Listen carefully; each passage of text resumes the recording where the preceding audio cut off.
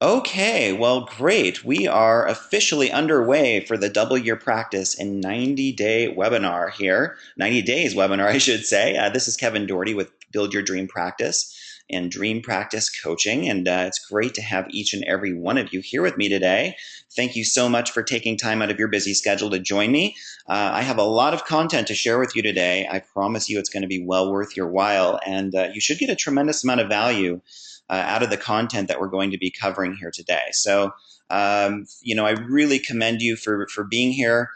It shows me that you are committed to your practice in many ways, and that you're seeing beyond the scope of just becoming an amazing clinician at what you do. You're understanding that your marketing education is going to be really paramount to your success, and you probably have already figured that out. But if not, a lot of what I'm going to be covering today should be fairly enlightening for you, I think, in terms of, what is really the best mindset and the best approach to take when building a successful private practice. So double your practice in 90 days. I know that's a pretty bold claim. I'm well aware of that. And I know that, for a lot of you guys coming onto this webinar, you're like, really? Is that actually possible? Well, it really truly is. Whether you're at 5 clients or patients a week right now, or you're at 100, it doesn't really matter. There are definitely some very tangible things that you can do to just quickly escalate your practice growth. Some of what I'm going to share today is directly out of my own experience in doing this, and I had a rather uncanny experience of doubling my practice in a matter of a couple of weeks, which I'll get into some depth here and how I did that in just a little bit. I think that's always helpful to hear other people's success stories and get a sense of their breakthroughs, because it shows you that it's possible. And one thing I'm very aware of out there in the holistic health professions, alternative medicine professions, is that there are a lot of cynics, there are a lot of naysayers. You probably even heard a lot of your colleagues or your teachers in school, your mentors even, telling you how difficult it is to make it in private practice. And, oh, don't expect to do this for the money. Or it's going to take you 5 or 10 years to break even. I mean, a lot of us have been inundated with these kinds of beliefs.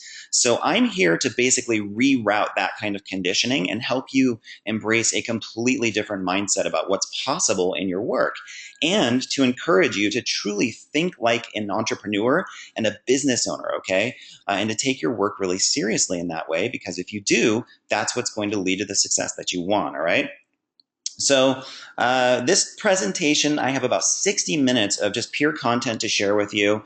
It's going to be as in-depth and as tangible, as relevant as I can make it for you, so you can go out there and take action fast. I don't really have anything to sell you guys today. I just want to deliver like an awesome presentation and truly help you as much as I possibly can. At the end of this presentation, I will share just a little bit about how you can work with me in a deeper context if that's something that's of interest to you. But that's totally optional, and we'll get into that at the end of the call.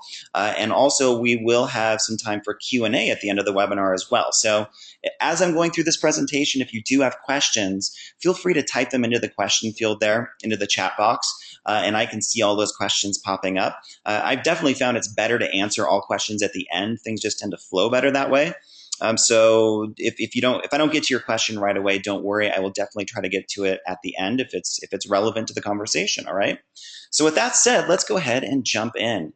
And here's an overview of what you're going to learn today and how this webinar is going to benefit you. I'm going to share an easier way to build your ideal practice that will eliminate about 95% of the stress that you're feeling right now. I'm going to teach you how to charge higher fees for your services and actually attract more clients or patients as a result. Most of us think of this in kind of the opposite way, where we have to lower our fees or discount our services a lot in order to get people in the door. We're definitely going to cover some of the biggest mistakes I see being made time and again by practitioners, and some of the exact steps that you need to take to avoid those mistakes. And also how to set up a simple but very powerful online client attraction system that brings ideal clients to you like a magnet. And that is really what we're covering today. I hope that sounds beneficial for you guys. And if it does, you're definitely in the right place. So before I jump in, though, I just want to share a tiny bit about my story. Some of you guys may have not even heard of me before, and you registered for this webinar, just like, I guess I'll check this out. We'll see what this is all about. And if that's the case, that's totally cool. Definitely welcome you here. If I'm new to you and you're new to me, that's great. And I love connecting with new practitioners all over the world. Just a little bit about me, though. So over the past 7, 8 years, I've definitely become recognized as one of the leading authorities on practice building and marketing. We have a really thriving online business, basically helping practitioners all over the world. My two Facebook fan pages are right around, very close to 100,000 fans. I've definitely learned this marketing game pretty well. And by the way, I do consider marketing and business development largely a game. I think that's the most fun and actually helpful way to look at it. I definitely walk my talk and I practice what I preach. I'm out there testing everything that I'm recommending to you guys in my own experience every day. I've written a few books and ebooks. A couple of my ebooks are Build Your Dream Practice and Online Mastery for Holistic Practitioners. And I wrote a published book a few years ago called The Purpose Principle that was basically kind of discussing and my own kind of contemplation on the connection between life purpose and health, in particular, the chronic health issues people experience that we say are stress related. What I noticed in my private practice was there's a deep correlation between how connected people are and, connected with their work people are, and if they feel like they're fulfilling their purpose in life and the state of their overall health and well-being. So I wanted to kind of elucidate that topic and get some clarity on that. And that book has been very well received, which is really cool. So I've had the good fortune of working with literally thousands of holistic health professionals over the past several years. Naturopaths, acupuncturists, chiropractors, therapists, healers, energy workers, coaches, you name it. We've worked with a ton of different kinds of businesses. But my main goal is to help people who are looking to help this world. And if you have a service that you're looking to just get out there on a bigger scale, that's where I can help you, okay? I get really passionate, really fired up about helping people who are looking to make a difference, basically. Now, what's interesting about my story is that, I came into the business world and into my private practice with literally zero marketing and business experience, like none. So to give you some indication of this, I got my bachelor's degree from a private college here in the Boulder area called Naropa, where I basically studied Buddhism and yoga and really learn how to work with my mind. That was my main goal coming into, in my early 20s and late teenage years. That for various reasons, that was just the path that I chose. I never even thought about business or like getting out there and how to get clients and make more money or anything like that.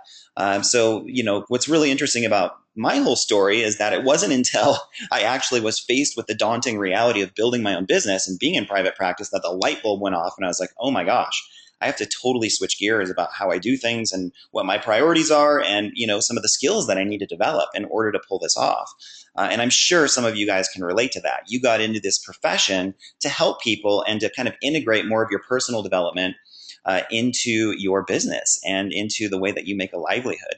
But a lot of us never even think in terms of business until we're kind of forced to. And then we're like, oh, crap, there's a lot I need to learn about this. And if that's the case, I can definitely help you out.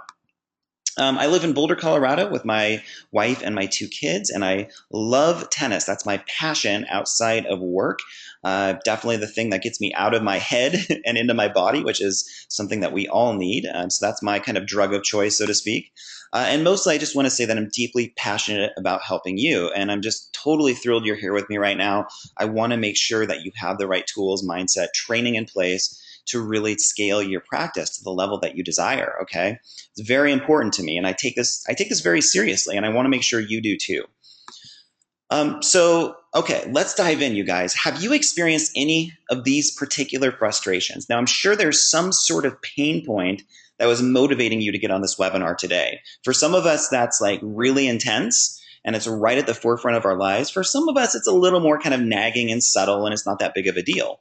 But the longer you're in business and things don't feel like they're working out exactly the way you want, the more you start to feel like, geez, this is becoming more of not necessarily a crisis, but it's something I really need to fix, right? So you're good at what you do, but you just can't seem to get your message out there to the world. you don't bring in new clients or patients in a consistent and predictable way. Now, I call this the practice roller coaster, and I'm sure some of you can relate, where every week it feels kind of up, kind of down. It feels inherently groundless and unstable, and you're just not really sure how to stabilize things, how to really sustain what you're doing in a way that feels stress-free and enjoyable. So a lot of us get stuck in this kind of low-grade fight or flight place when we run a business. And the irony is that's oftentimes exactly what we're trying to help our clients overcome and heal, right? But as a business owner, it's really easy to get stuck in that yourself. And if you don't know how to bring in clients in a consistent, predictable way, inevitably you're going to experience that roller coaster effect. And another frustration, you probably rely heavily on referrals and word of mouth right now, but you're feeling oftentimes like that's a slow process. You're not getting enough people in the door that way. And it could also be the case, I've worked with a lot of practitioners who feel this way. You attract too many clients who are looking for a miracle, and they don't really get what you do or how your process works. So they come in for one session, two sessions, they've been in pain or had different health challenges for, 20, 30 years, and they expect it all to just be obliterated, within a couple sessions. So that gets pretty frustrating, and that can definitely lead to burnout as well. And you feel that you need to lower your prices in order to get more clients. So you rely heavily on like Groupon or discounts, or, you're constantly feeling like I just need to kind of compromise my financial values in order to get more people in the door. So if you can relate to any of these or all of these, you're definitely in the right place. And I want to make sure we give you as many tools, solutions as we can to get you moving forward. So if you actually implement what you're going to learn on today's webinar, then I'm extremely optimistic about your future success. It really, to me, is about taking action, getting out of your head, and just getting out there into the world and trying new things to build your business. So implementation is really the kind of operative principle, the operative word that I want you to leave with today, and just get out there and take massive action, okay? So it is true. I mean, it's definitely true that about 80% of small businesses fail. They go out of business within about the first 5 years. And it's very true for service-based businesses that are out there trying to make a great impact on the world and help people in sincere and profound ways. And it's really, to me, quite tragic when businesses like this don't succeed. So why does that happen, though? I mean, there are actually tangible reasons why businesses fail. So obviously the first one is that they're not getting enough clients in the door, and that's going to equal financial strain. Or they aren't getting the right clients in the door, and that's going to equal burnout and a lack of fulfillment. Or they feel totally overwhelmed wearing all of the hats in their business. They're trying to do too many things, and they don't have things structured so they can really allow their innate gifts and talents to shine. A lot of their time is spent on lower leveraging activities that they probably need to delegate. Okay, so all of these are very relevant, very pertinent issues that we need to be very aware of. And, we're all somewhat vulnerable to them. But really, these are all actually byproducts of some deeper issues, of some core kind of causes. So a lot of us, in our practice, we try to get to the root cause of some of these health conditions, right? We actually need to do the same thing in our business. So we need to go beyond the symptoms about why our business maybe isn't quite where we want it to be, or why we would be vulnerable to not succeeding or even going out of business. So what I've discovered is that there's definitely a science behind solving these widespread problems. And that's what I want to cover today, is actually getting into some of the root causes of these struggles that we all are vulnerable to in business. Now, I'm going to just be very blunt about this. There's a 99% chance you never learned any of this in your clinical training. I've worked with a ton of practices out there. The marketing and practice management training we generally get coming out of school is, in my opinion, quite deficient. And it's a big reason why we have so many practitioners struggling. They never got these skills in place, and they're spending, potentially $50,000 to $100,000 a lot of the time on their education. But they're not given the right tools to actually run a business, to actually learn how to attract clients. So that's where I can help you out, okay? And that was the big epiphany I had coming out of school was, oh my gosh, I actually have to learn how to market. And if I don't do that, this is going to be a problem, right? So what I'm going to do is cover three kind of core steps, and I'm going to try to keep this as simple and as streamlined for you as I can, and make this also quite deep. So it's actually giving you a lot of substance to work with in your business. And each of these steps is in my opinion, my experience, getting to the root causes of why we actually are vulnerable to these kind of epidemics of business failure, things just not going the way we want in our practice. So this is going to be basically a fusion of the inner and outer work. You're going to notice that in my approach to coaching, which makes it quite unique. A lot of business marketing coaches out there really are just more focused on the mechanics and the numbers, the metrics. I'm definitely more of a coming at it from a holistic framework. So just based on my background, and where I'm coming from in my training, I definitely understand the importance of awareness and your spiritual and emotional life in relationship to your business. And I'm sure that many of you have come, you were attracted to join this webinar today to learn more about that. Because if we just start talking about business and we start getting into like all these like heavy duty mechanics of marketing, it's actually kind of a turnoff for a lot of us. And we just need to own that, and that's fine. So my goal is to make marketing interesting to you and to make, actually help you develop a passion for marketing. If we can do that, man, that is a huge bonus, and it is such a benefit to your work, okay? So my first core step for you is to start really focusing on the inner work of exposing and then liberating limiting beliefs around self-worth and money. So, like I said, there's this kind of epidemic in our professions right now of people not succeeding on the level that they want and scraping by and being kind of stuck in survival mode. And it's really my goal to help you just totally transcend that and create a level of prosperity through your work that you're absolutely entitled to, that you should have in mind, that you should have as a total goal for yourself. With that said, though, there are these mantras, these belief systems that kind of insidiously invade our minds and undermine our potential, and they actually cause us to repel people from our work. It's very, very common. So if we kind of put things out like this, if we're attached to beliefs like people can't afford my service, or I shouldn't expect to do what I love and get paid really well for it, that would be selfish or greedy. Or since not enough clients are coming in, that means I'm not that skilled on a clinical level. Have you bought into that one before? Where you start to really doubt your clinical abilities because you're just not getting enough people in the door. That's a total tragedy. And it's really unfortunate that so many of us buy into that. And we have to see that there are other things, other skills we have to develop in order to get the clients in. Or I have to take insurance in order to survive. Or in this economy, there's no way I can just have a cash-based practice.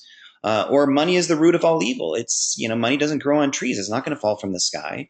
Like we all have like these very kind of widespread limiting beliefs that we've been indoctrinated with from our parents, from our schools, from the training we even just recently came out of in our clinical program.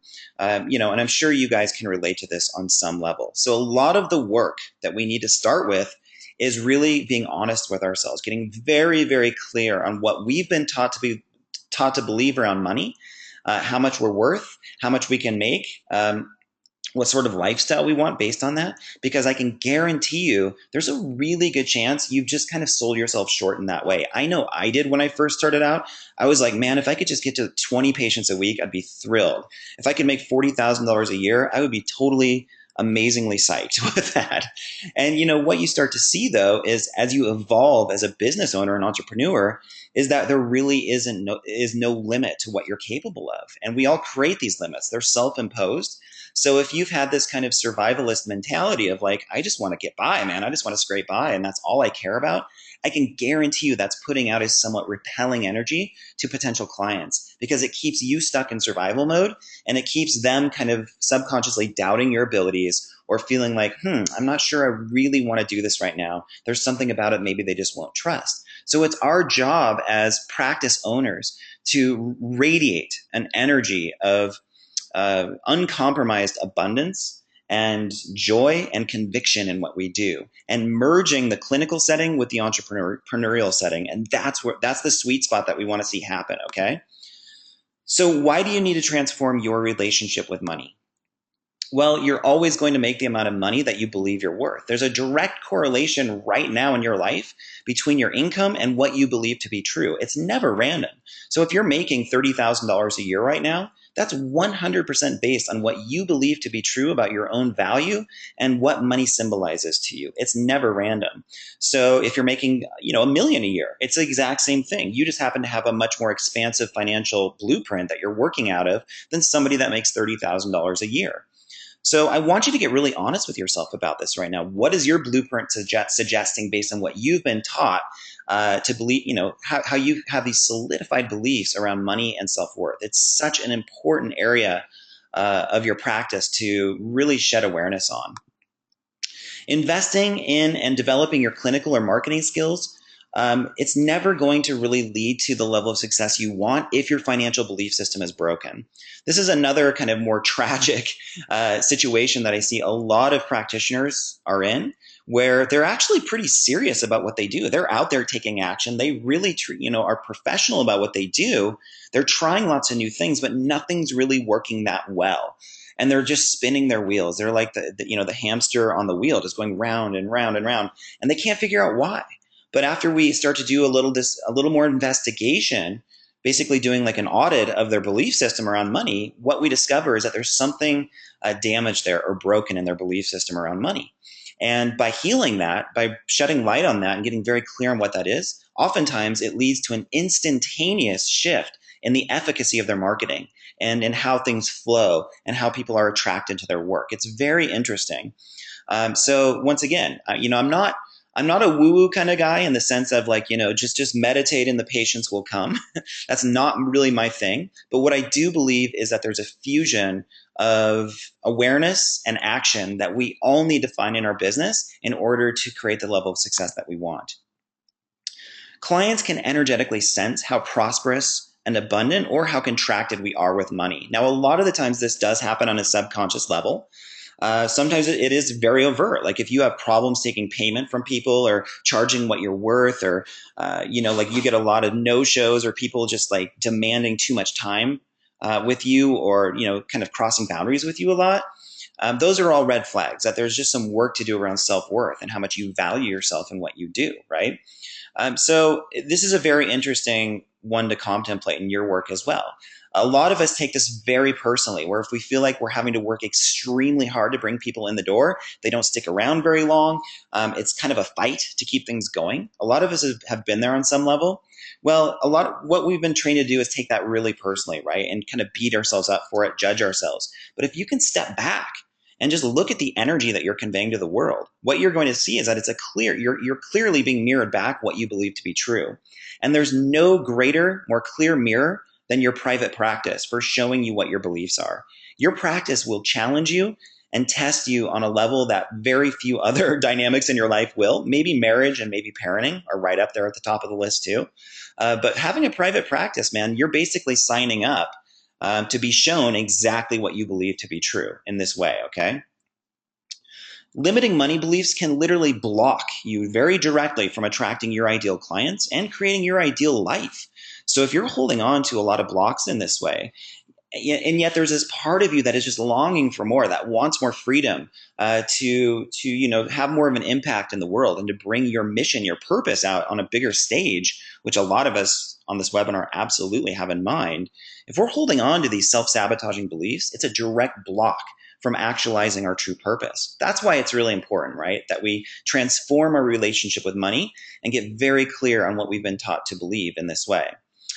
So a lot of us focus on, how do I do this? Like, okay, Kevin, that all sounds good, but how? What's the magic solution to this? What I'm going to suggest to you is that just being aware of what's actually taking place in your mind on a regular basis is literally about 80 to 90% of the healing process. It's being aware of it and then seeing that it's an illusion. So if you can recognize the illusory nature of what you've been taught to believe, not only about money, but many other themes in your life, that is the opening into transformation. If we think our beliefs are really solid and they're just basically who we are, quote unquote, and there's not much workability there. There's no real potential to change them. So that's my practice is, and that's a lot of my training in Buddhism and just kind of Eastern thought is our thoughts are never actually true in an ultimate sense. What we've been taught to believe is never actually real. It's all subjective. It's all opinion. And when we start to see it from that angle, we realize, wow, I can shape this in whatever way I want. If I want to clear it out, I now have an opening to do that because it's not real anyway. It doesn't have to run my life, right? We can't get to that place though without mindfulness and awareness. So that's always the entry point into healing, is just being brutally honest with yourself and doing a deep dive into your consciousness to see what's actually running the show. And if you're just not clear on that, well, look at your external results. If you're only getting 5 clients a week and you're making 15,000 a year, or you're constantly frustrated with money, or you feel afraid of it, or you're constantly, low grade stress around what you're doing, that's showing you very clearly what your belief system is. So instead of like banging your head against the wall with that, step back, give it some space. Don't take it so personally. Have some compassion for yourself and see that it's just a pattern that's been running your life for an awfully long time. And you have a choice right now to break free and to start liberating that belief through awareness and through intention, or to let it keep running you. And there is a payoff always for letting these beliefs dominate our life. There's a payoff for that. The main payoff is certainty. We get to stay in a state of familiarity with what we think is true. See, I knew I could never build a practice like Kevin said. I knew I could never get beyond 50 clients a week. I knew I could never make 100,000 a year. We kind of have these built-in coping mechanisms, defense mechanisms that validate what we believe to be true, so we don't actually have to face uncertainty and lean into our fears. That's human nature. That's what the ego does, right? So what I'm suggesting is that if you want to bust loose to that next level in your business, start to look at all this as a fun game that you're playing. Don't take it so seriously. Get very curious about what's running the show in your mind, and set very strong intentions to clear it out. And I promise you, it's absolutely possible. Now, I'm somebody that grew up in a situation where there's really no logical reason why I should be doing what I'm doing now, like coaching people all over the world and doing webinars with hundreds of people on them, and having like a big audience on the internet. I grew up as an extreme introvert, where I was the kid in school who never said a word growing up. Like I was, even through high school, like people didn't even know I existed. I was incredibly shy. I grew up in a house where I think my mom had that hoarding disorder, where she actually hoarded animals. So we had tons of cats in our house, that maybe half of them were house trained, and the other half weren't. If that gives you a sense of my situation. But I grew up with just a lot of feelings of neglect and just not being cared for and valued in the right way. And there was always kind of a low grade stress around money. It was a very limiting symbol in our family, right? Like it was a symbol of stress and burden, not freedom and fun, right?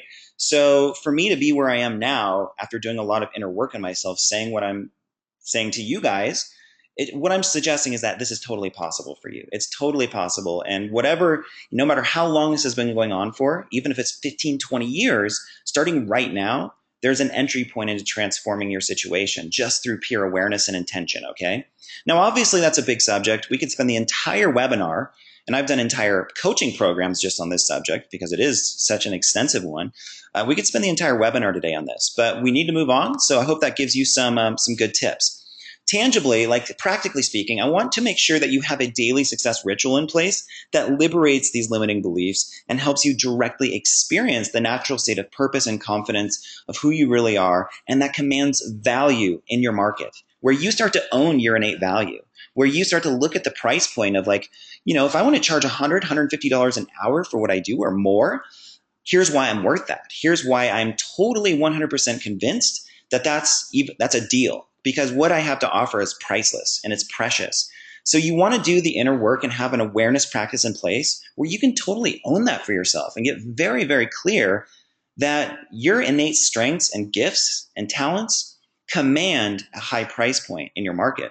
Even if you don't want to charge, that much, or you don't want to make 6 figures or whatever, I still think it's extremely important in business to own that for yourself energetically and emotionally. Because people will be attracted to that then. You'll have a much easier time attracting clients if you're exuding that kind of energy rather than an energy of lack or poverty or making excuses or feeling like a victim, right? Now, a little quick story. I mentioned at the beginning of the webinar that I had this weird experience of doubling my practice within 2 weeks. So when I committed to this daily success ritual, here, let me give you just a quick kind of framework for this. The first 2 years of building my practice, what I did was essentially abandon everything that I had learned about awareness and meditation and how to really work with my mind, because I somehow convinced myself like all of that stuff was for naught at this point. It wasn't relevant. And what I needed to do was now become quote unquote responsible, take a lot of action, get out there and try all these new things that put me out of my comfort zone. So I just went out there and just, in this kind of like sporadic, crazy way, tried all these things to market my practice, right? And I got okay results. Like I was seeing 15, 20 patients after 2 years. But the thing was, and I know that was, it's okay. It wasn't like fantastic and it wasn't too bad, but I was trying really hard. I mean, I was putting a lot of willpower into that. And it just wasn't fun for me. I was drained from doing that, right? And I got to this place after the 2 year point where I was like, my God, there must be a better way to do this. There must be a better way. And somehow I had this epiphany that I had basically forgotten everything that I had been taught over the last few years. I had just basically let it go. And I had this awakening that it was now time to incorporate back in the mindfulness, the awareness training that I had been exposed to early on. So very spontaneously, I made this kind of intuitive decision to kind of let go of everything for like 3 days, where I didn't schedule patients. I didn't do the normal crazy marketing stuff that I was trying to do. I just let it all go. I was just like, you know what? For the next 3 days, I'm just going to surrender this. And instead, I just worked on my mind. I just got really clear on what I really wanted in my life, what my vision was for doing this, how I wanted to feel on a daily basis.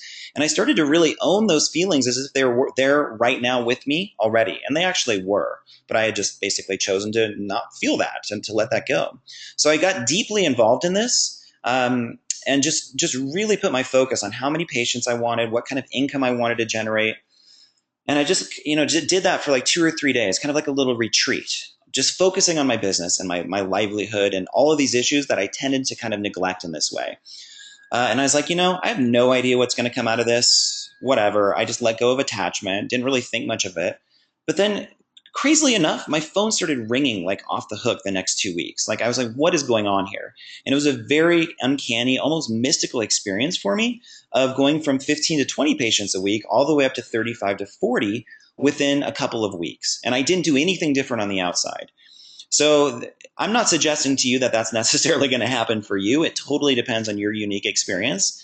But for me, that was a huge eye-opener in terms of how important the awareness component is. It was integral to my success. And at that point, I never looked back, because what I did then, I through that intuitive process, I hired a business coach who helped me get the right systems in place, understand internet marketing and advertising and things like this. And then I just exploded my growth, and I really never looked back, and everything became very streamlined and it started to flow.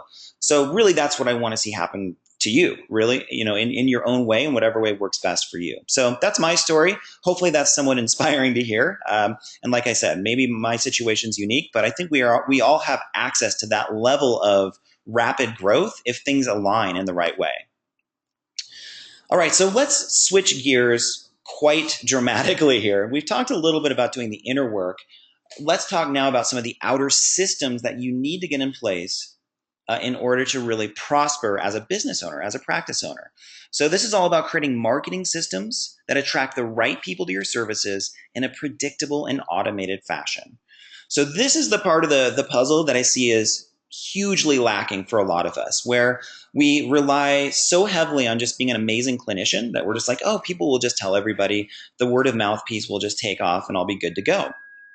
What I'm going to suggest is that there's a lot more to marketing than that. And if you can trust me on that and really develop a passion for this conversation, this will be enormously beneficial for you. I promise you.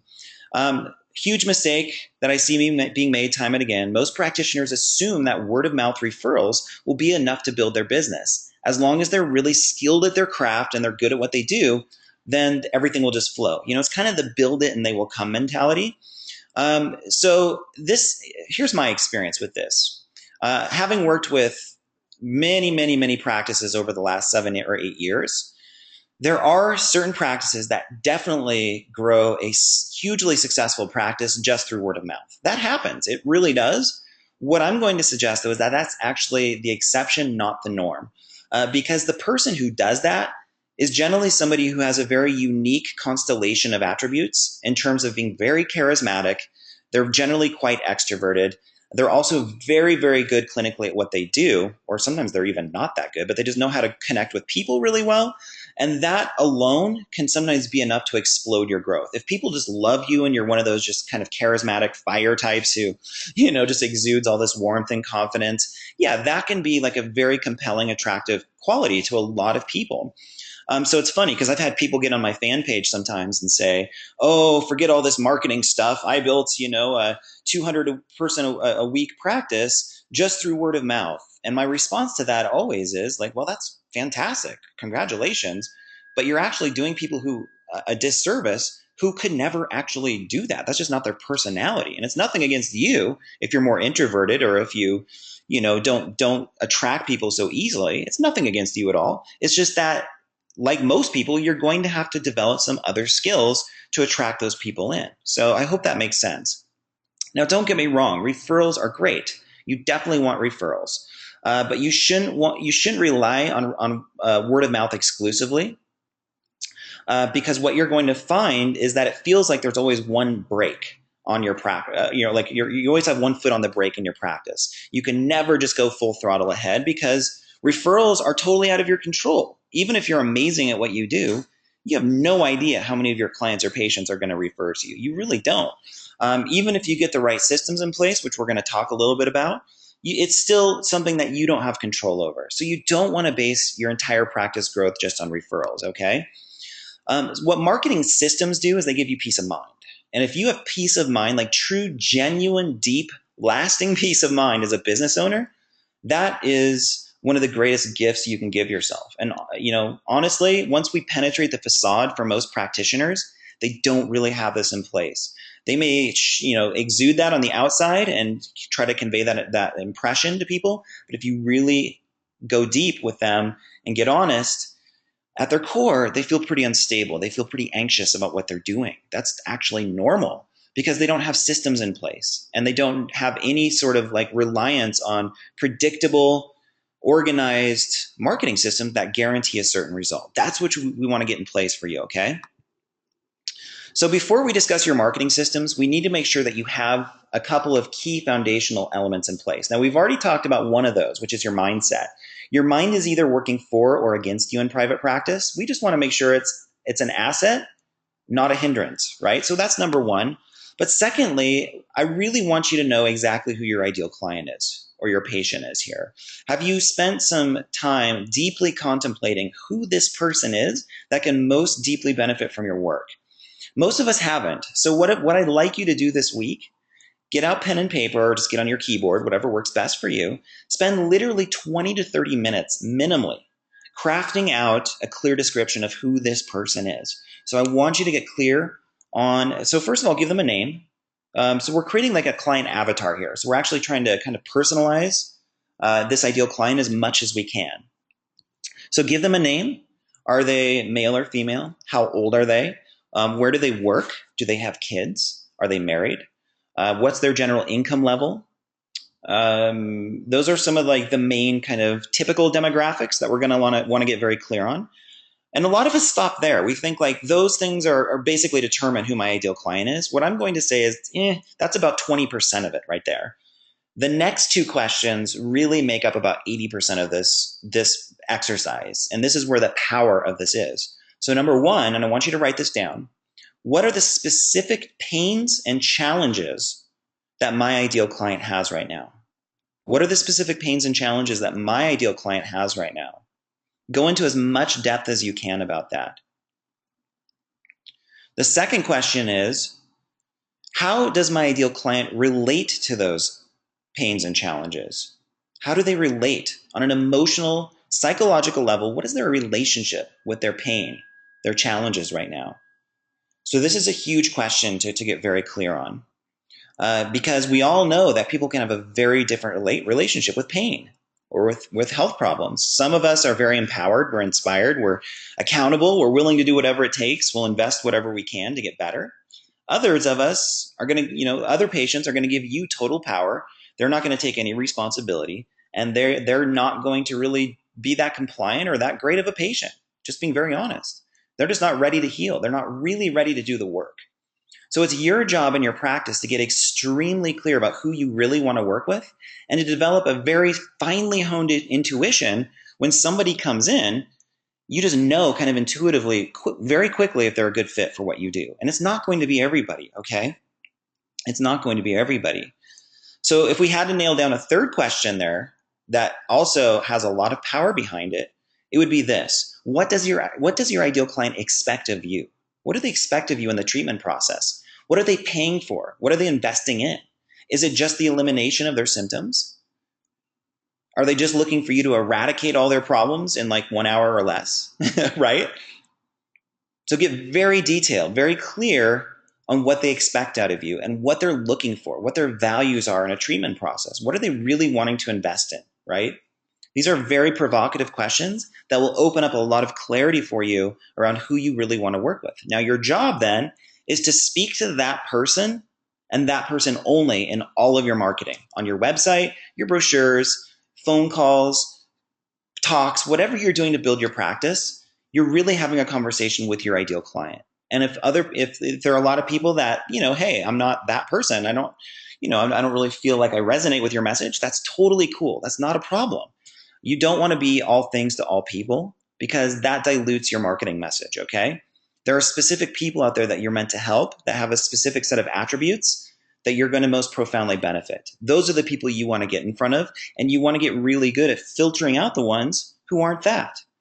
Why? Because, well, for obvious reasons, but if you don't want to get burned out, if you want to be really fulfilled in your work, if you want to start charging more, if you want to go into the office every day and feel awesome about what you do and super positive, like it doesn't even feel like work, this is essential. You have to get extremely clear on who this person is. The second step here, the second foundational element, is to structure your website to speak to this person and this person only in a way that builds goodwill, conveys value, and enables you to stay in touch with this person indefinitely, okay? So you're going to see here in a minute that my marketing approach across the board is to have a website that is set up extremely well to convert interested prospects or leads or prospective clients into paying patients or clients as quickly as possible. And that there's a very specific set of elements and kind of strategies we use on our website to make sure that that happens. Now, about 95 to 98% of the websites that I've reviewed over the years, when we first start working together, they have almost none of these elements in place or very few of them. And I don't say that to judge. It's just true because we never learn how to market. And most web designers are, quite frankly, mere technicians at what they do. They don't have a lot of creative marketing input into the process. They're just going to basically do what you tell them to do. So, hey, put this here, put this image here, say this. And they're like, check, check, check. They're not really looking at your website through a marketing lens at all, right? So my process is that whatever you're doing to market, doesn't matter what the strategy is, however you promote your work should filter through your website. Your website is the hub around which all of your marketing revolves. From this point forward, I want you to think of it that way. Especially, of course, if we can get your site set up in a way that converts well, that is really doing the heavy lifting for you and sells your services very effectively 24/7, pretty much on autopilot. That's what we want to see happen, okay? So with that said, let's cover some of the essential elements of your website. Now, this is also an entire training unto itself, but I want to give you some of the main highlights here, okay? So just making sure we're all on the same page about what makes an effective website. So the first thing that I look for is that it's highly professional, it's easy to navigate, and it has what I would call high-end graphics, a high-end look and feel to it. What we don't want is to send people to a website that is a template, that is a cookie cutter, that looks the same as everybody else's, that looks cheap, that looks like we cut corners basically to set it up. If you're expecting people to come to your practice and pay anywhere from $50 to $250 or more per session for your work, you want to make sure that the quality of your website is congruent with the amount that you charge. And a lot of the times, unfortunately, I've noticed there's a disconnect here. We are trying to save a buck and, we're cutting corners a bit, and we set up a site that just doesn't sell very effectively. And in fact, it can actually repel people if it's not set up the right way. Lead generation.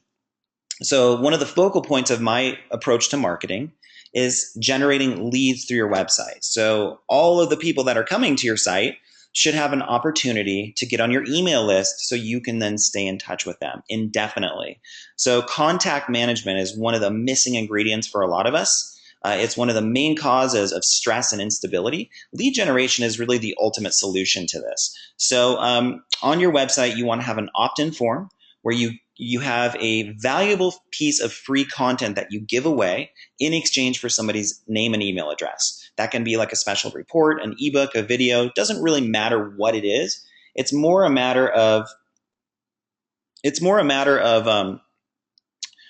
uh, hold on just one sec, guys. I saw my screen here freeze up for just a minute. Okay, cool. I think we're good. It's more a matter of, oops, there it is again. Sorry, just one sec. I'm going to X off the presentation, just hop back on real quick. Just give me one quick sec here, guys.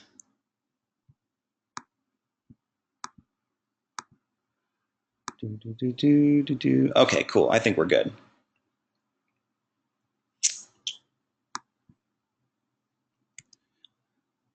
So yeah, with lead generation, it's actually probably easier if I just hop off the presentation and just show you an example of that. But what so one of the keys with lead generation is that it gives us this crucial intermediary step between initial exposure and picking up the phone and calling you to invest in your services. A lot of us think like, oh, once a client hears about us, they're going to call and they're just going to start treatment.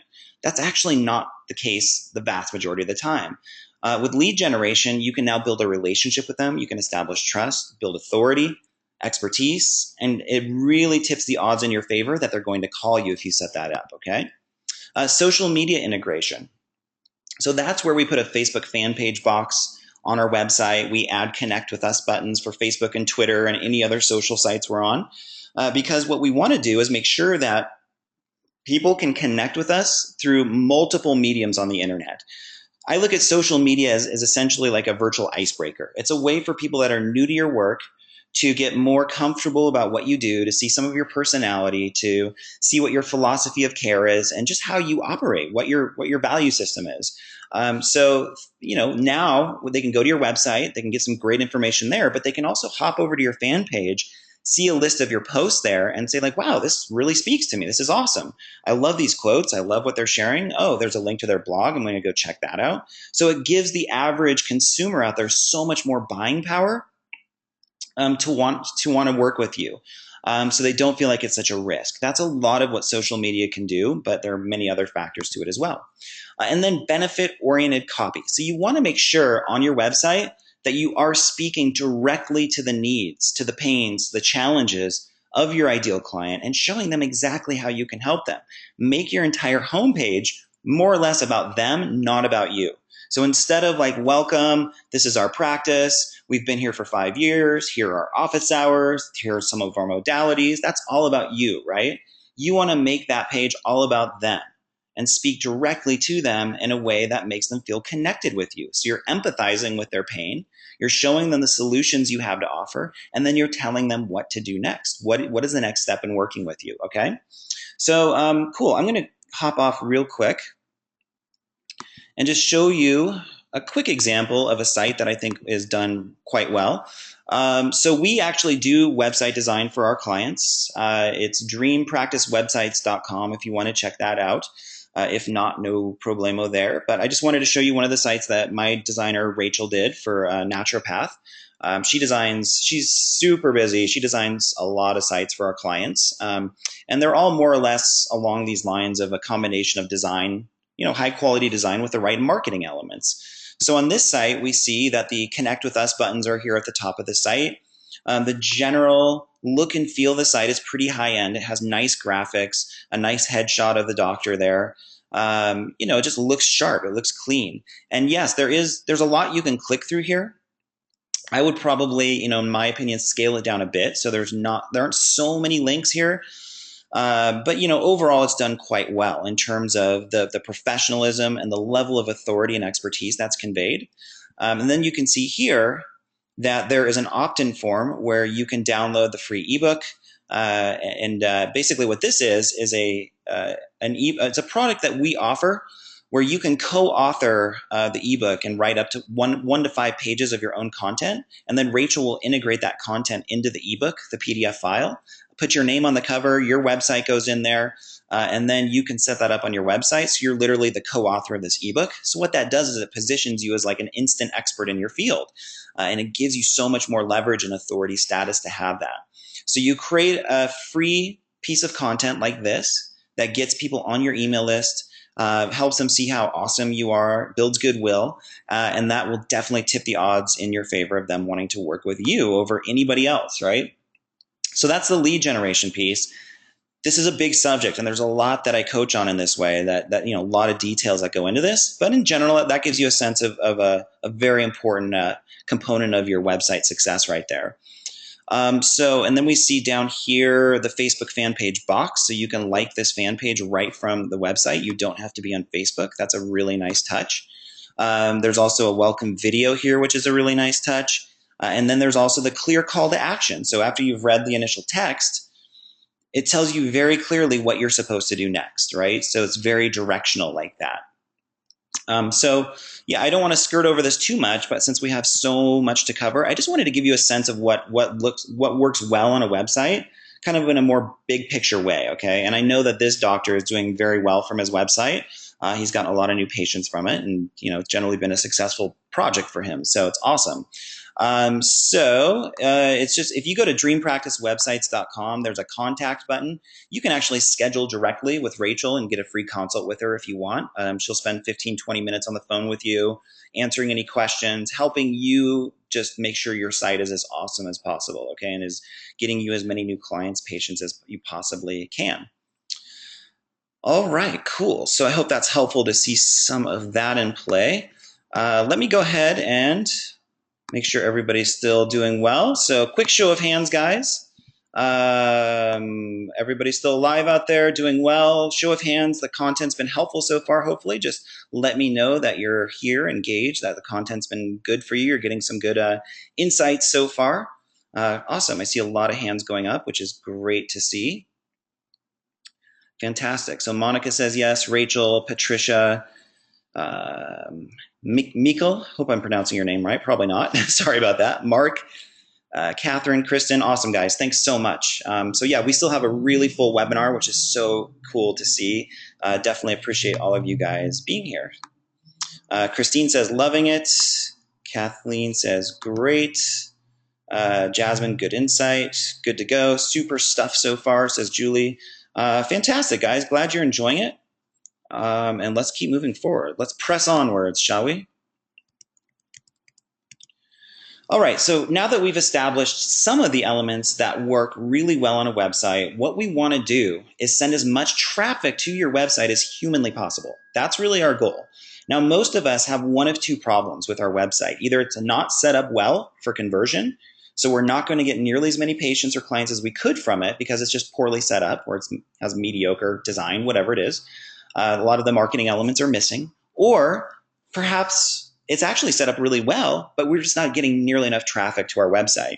So it's my opinion that any business owner out there, it doesn't matter what you do, a primary focus of yours should be on traffic generation to your website, just getting as many qualified people over to your website as you possibly can. What that does is it automates so much of your marketing. Your website should be set up as basically like an educational tool to more strongly attract your ideal clients and filter out the ones who aren't such a good fit. So by the time people come to see you, they schedule that first appointment, they're pretty much an ideal candidate for what you do. They're not going to object to your fees. They're not going to, sit there with their arms crossed and just looking all cynical and resistant. That's no fun. They're not going to come in for one session and then bail and say, oh, it didn't work. Your services are a sham or something like that. Nobody wants those experiences. So your website should be basically an all-in-one solution to help you attract the right people and filter out the ones that aren't, and do it in a pretty automated, pretty leveraged way, okay? So what I want to do with your website is the focal point here in the middle. What I want to do is show you what I think are all of the main marketing strategies that work really well right now. There are literally dozens and dozens of things you can do to promote your business. You don't need to do all of them. You literally need to do like 3 or 4 of them to have a lot of success, and you need to do those things really, really well, okay? So let's just cover a few, just go around in a circle of some of the strategies that I think work best. So referrals, that's a given. Most of us rely heavily on referrals already. Advertising, So I'm going to get into this in 1 second here because advertising is an awesome strategy if you know what you're doing, if you've developed that skill. Networking, so that's where you go to networking groups, networking events, chamber of commerce meetings. That can be very effective. Getting media exposure for your practice, so reaching out to a local reporter and pitching a story, just sending them a press release. I've had a lot of success with that, as have quite a few of my clients. Health fairs, so going to local events, sitting at getting a booth there, and just having a lot of great conversations with people going by, and occasionally they become clients or patients. Using video in your marketing, so shooting online videos, putting them on YouTube, and getting those videos to rank high in the search engines, or using them to integrate with your social media. So putting them on your Facebook fan page, for instance, is a great strategy. Blogging and search engine optimization. So just basically setting up your website so it is search engine optimized really well. You're ranking well for a lot of the main keywords people are typing in to find you, and your unique services. That's a big subject that we're not going to go into here because it'll be too much. But it's something that I've spent a lot of time learning, and it can be very effective. That was one of the main strategies I used several years ago to build a huge practice, was SEO. I was just ranking incredibly well for all kinds of keywords that people were typing in. Social media, so just basically using Facebook and Twitter and YouTube and LinkedIn and all these wonderful sites to build your practice. That definitely is a given right now. Now, a lot of us think that social media is a waste of time, and they don't see the relevance or how it can benefit us. They think, oh, it's just a place where you post pictures of your kittens or talk about what you had for lunch, or stuff like that. And that's certainly an element of social media. We're talking about social media in a very different context here. And we're going to get into that in a little bit here for sure. Cross promotion. So that's where you network with other complementary practices and business owners to send each other referrals. I have specific methods, systems that I use for that that work really, really well. And then speaking. So setting up like monthly speaking gigs, either in office or at different venues around your local area. That can also work extremely well. And like I said, there are dozens of others, but these are some of my favorites. These are the ones that we've tested a lot with practices, and they generally work very, very well. But I can assume right now that you're looking at this list and even feeling a tad overwhelmed from what you see on the screen here, right? Because there's a lot you can do, and what a lot of us do is kind of go out there and sporadically try a lot of different things. But we don't have a lot of success with any one particular strategy because our energy is kind of spread too thin trying so many different things. So what you really want to do is streamline this down and pick just a couple to start with, just a couple strategies. And we all want to focus on referrals. That's something that's a given, and we're going to get into that in a bit. But pick one or two other ones that really speak to you on this list. Now, here's what I'm going to recommend.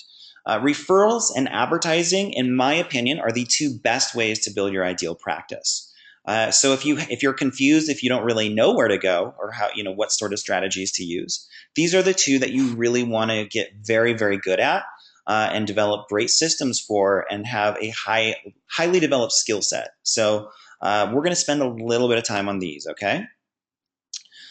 So all these other strategies, blogging and video and networking and speaking, these are things that I coach on all the time. The devil with those is definitely in the details. So there's a lot that goes into each one of them to make them super effective. We don't have time to go into that right now, but what I want you to just keep in mind as a general principle is that with all of those strategies, offline or online, you're sending people back to your website constantly so you can stay in touch with them, okay?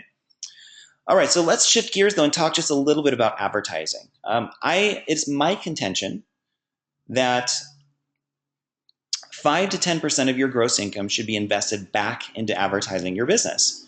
So how many of you are doing this right now? Can I get a show of hands of people that have an advertising budget and they're putting a good percentage of their gross income just right back into investing in the marketing of their business?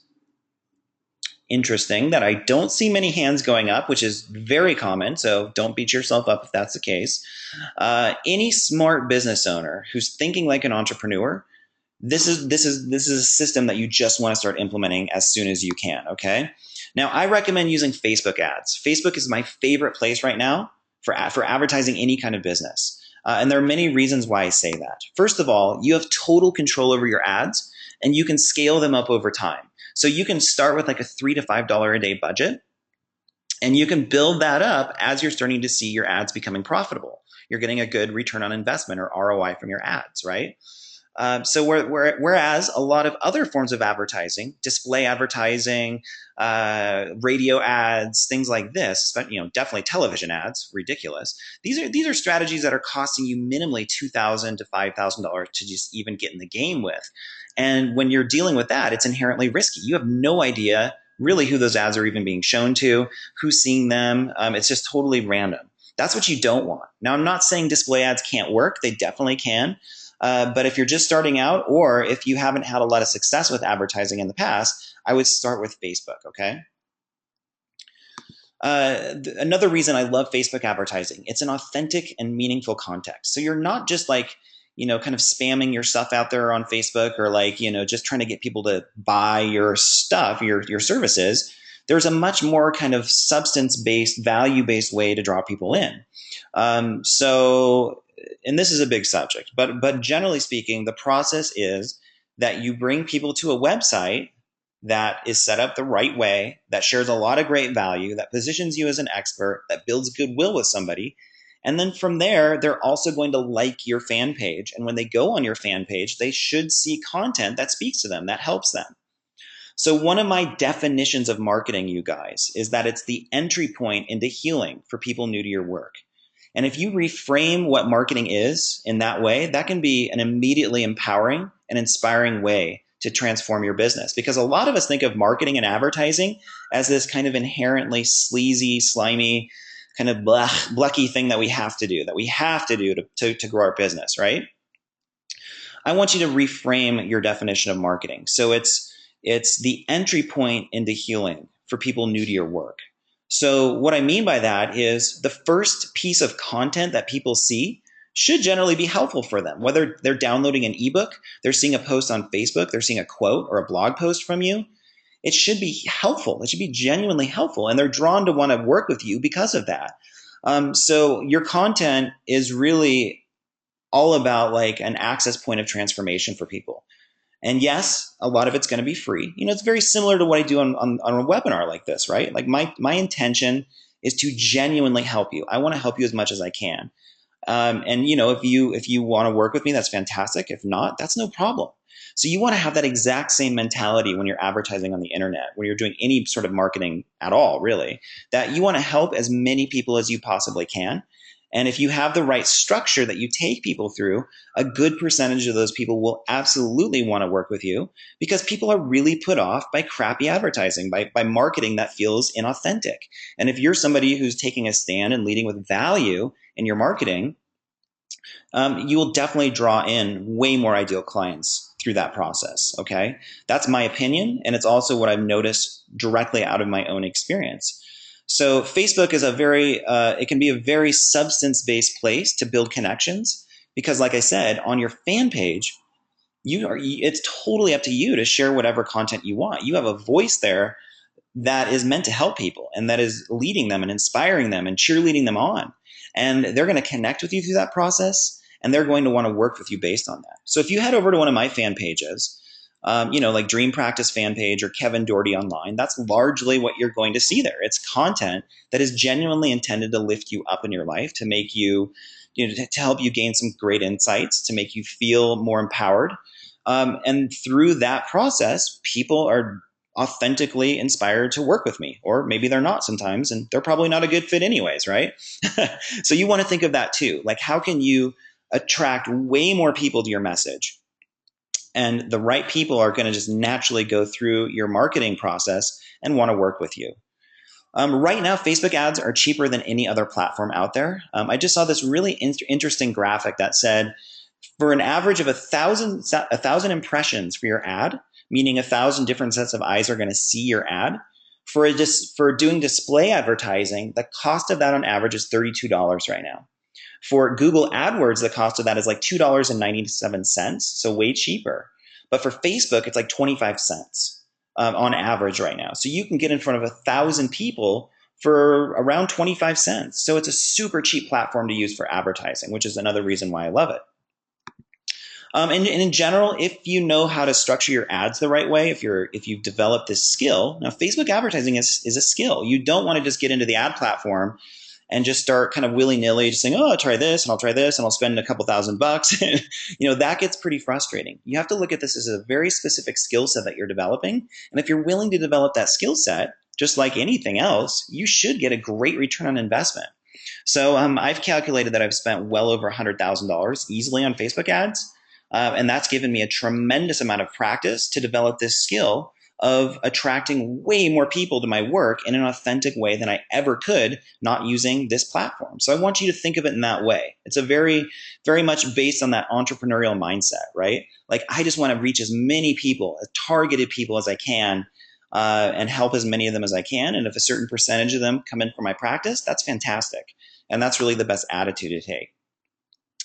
So Facebook advertising, so we've helped a lot of clients with running ads on Facebook and just social media in general. What we found is that it works really for any kind of small business. Acupuncturists, naturopaths, therapists, chiropractors are generally doing quite well on social media, especially if they're really implementing specifically what I'm teaching. They're doing very, very well with this. And even one of my clients who owns a nail spa here in the Denver area, she opened up about 6 months ago. And when she first came to me, she was really concerned about all this marketing stuff. She was not, for the first couple of months, she was barely getting any new clients, customers into her nail spa. And she was like, oh my gosh, this is really stressful. So I basically taught her and her husband how to do Facebook ads. And now they are grossing well over $20,000 per month. They're still within their first 6 months of business. Her fan page now has over 2,000 fans. And Facebook is by far her number one method for website traffic. And for sales in her business without question. So it can be absolutely that good. And we have a lot of other clients that are giving Facebook pretty much primary focus in terms of where they're drawing new business from. So what good advertising does is it's basically like turning on the light switch of your business. That's how you want to think of it.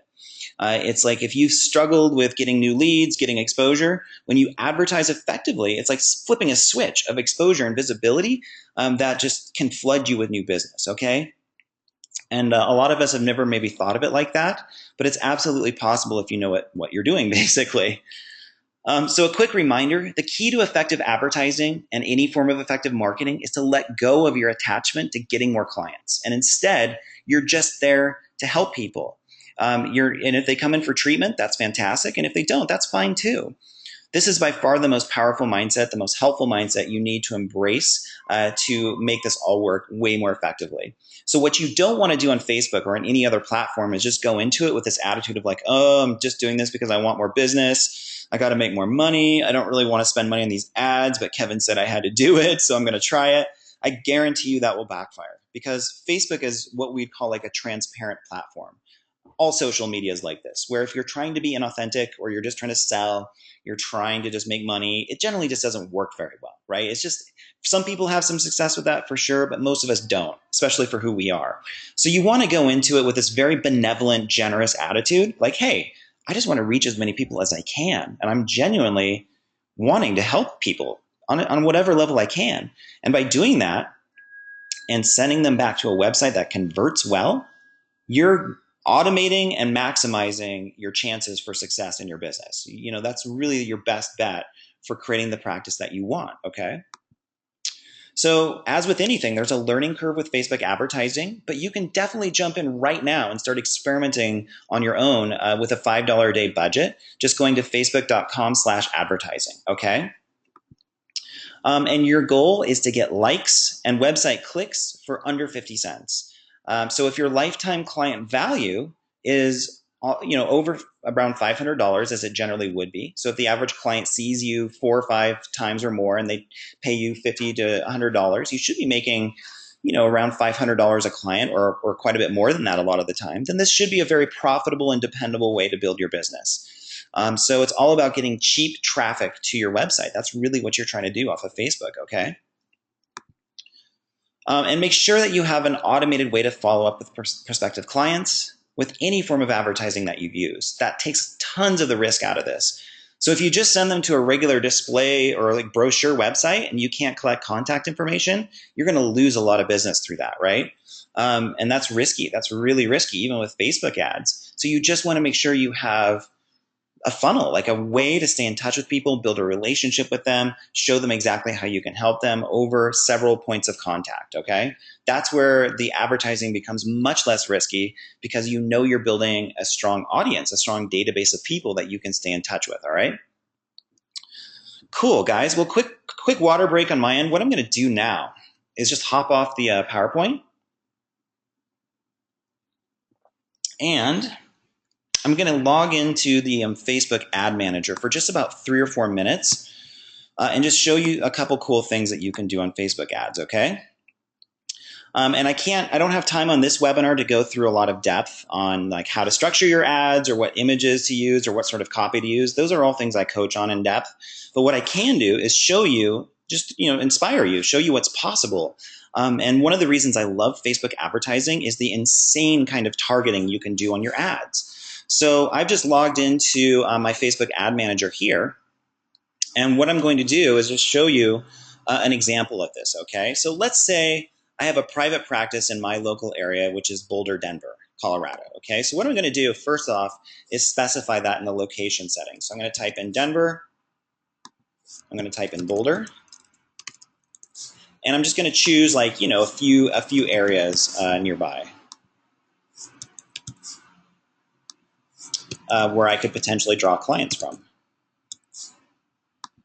One more is good, and then we'll wrap it up there.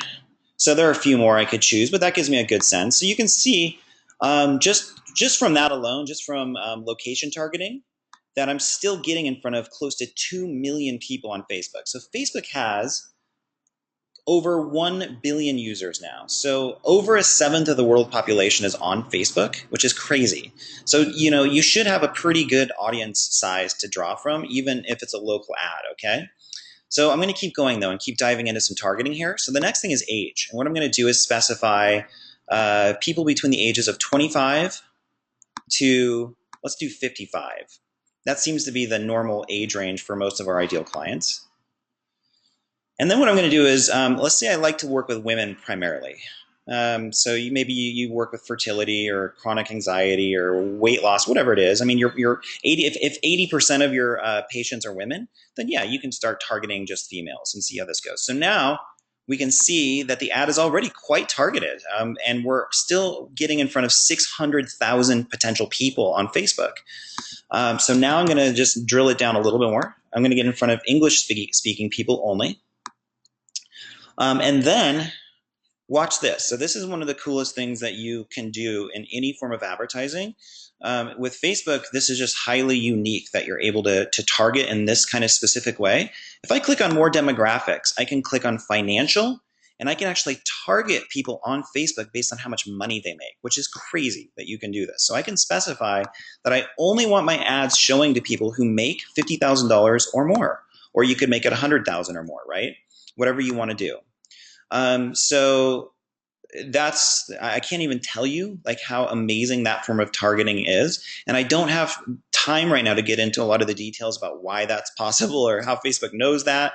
There is an answer for that, but it'll take me a little time to explain. But so you can see right now, though, that this ad is getting in front of 200,000 people of women between the ages of 25 and 55 who speak English, who make over $50,000 a year in my local area. So that's a really nice targeted ad just from that alone. So I could just set it up as that. That's fine. And I could just keep drilling down into more demographics. So I could choose people that have just have a college degree if I wanted to do that. I could choose based on net worth. So if they make over 500, if they have a net worth of over 500,000, I can choose that.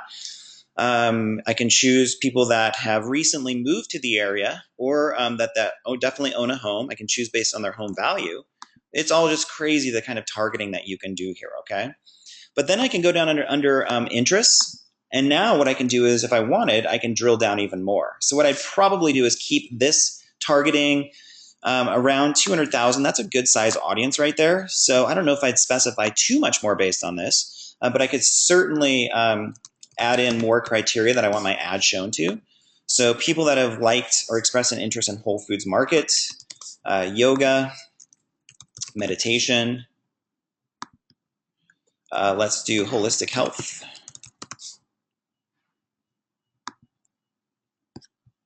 And you can just keep adding as many of these criteria as you want here. Fitness and wellness is fine. And that'll give you a little broader audience there, it looks like. Trader Joe's, you can do that. Spirituality. So you can see here, though, it's still a really nice size audience, 132,000 people. So now my ad is going to show to women between the ages of 25 and 55 who live around my area, who make over $50,000 a year, and who have already expressed an interest in holistic health, spirituality, whole foods, fitness, and wellness, right? So you really can't get more targeted than that. I mean, that's a really hugely targeted ad. So I just wanted to show you briefly here what's possible with Facebook ads. And this is one reason why I love them. You can get so drilled down to get in front of your ideal clients in pretty massive numbers, all right? Pretty cool. At least I think so. So cool. I see some questions popping up about that. We'll get to the questions, guys, in just 1 second. But yeah, that gives you a sense of what's possible with Facebook ads. And we don't have any time to go through any more details on that, but that gives you a sense of hopefully, what you can do with the advertising platform. All right, so just real quick, I want to go into implementing a word of mouth referral system as well for your practice. So how to get more referrals. This is a huge topic, right? Just doing great work is not enough for most of us. So if we just are awesome at what we do and we never tell patients to send us more patients, or we never have any sort of system in place, generally we're going to be pretty frustrated with that. We're going to be like, people love my work. Why aren't more of their friends and family coming in the door? We've also found that giving out business cards is a pretty antiquated approach, and it often feels kind of forced. So if you've tried that, you may have noticed that, where a patient is satisfied with your work, and then they come out and you're like, "Oh, I'm glad you're enjoying treatment, John. If you wouldn't mind handing out 2 of my business cards to people that would be great," or something like that. That can work. It's much better than doing nothing by far, but it's also kind of antiquated. It's kind of a clunky technique to use in the internet age. So I don't really recommend this. What I've found after a lot of experimenting is that the best method is to send an email to all satisfied clients with an invitation to send 2 people they know to your website, ideally to a page set up specifically for people being referred to you. So what that would look like is, let's say John comes out of the treatment room. He's raving about your work. He loves what you do. You could basically send John an email, so he'll see it right when he gets home, that just says, "Hey, we've really enjoyed working with you. I'm so glad to see you've made so much progress in treatment. That's awesome. It's really our goal to work with more people like you, because you're honestly like an ideal patient for us, and we just really value having you." And what we found is that our ideal patients oftentimes know a couple of people who would likewise receive tremendous benefit from what we do. If you know a couple of people, John, who are struggling with their health or have pain or whatever it is, and you think we can help them, would you take a moment to send them a link to our website? And here's the link to send them. So they can just copy and paste that link and send it, or you can send them another email with a little script with a link in it that they would just forward to 2 people that they know. Either way is fine. And that way, John sees that email right when he gets home. It's going to be front of mind, so he's going to see that and be much more likely to take action on that on the spot than like the business card approach or doing nothing, right? So when that friend or family member, whoever it is sent that link, they should ideally, if you send them to the homepage of your site, that's great. That's not a problem. Ideally, though, send them to a page that is specific for people being referred. So on that page, it would just welcome them as a potential client and say, "Hey, you've been sent here from somebody who's received great benefit from care. We're so glad to have you here.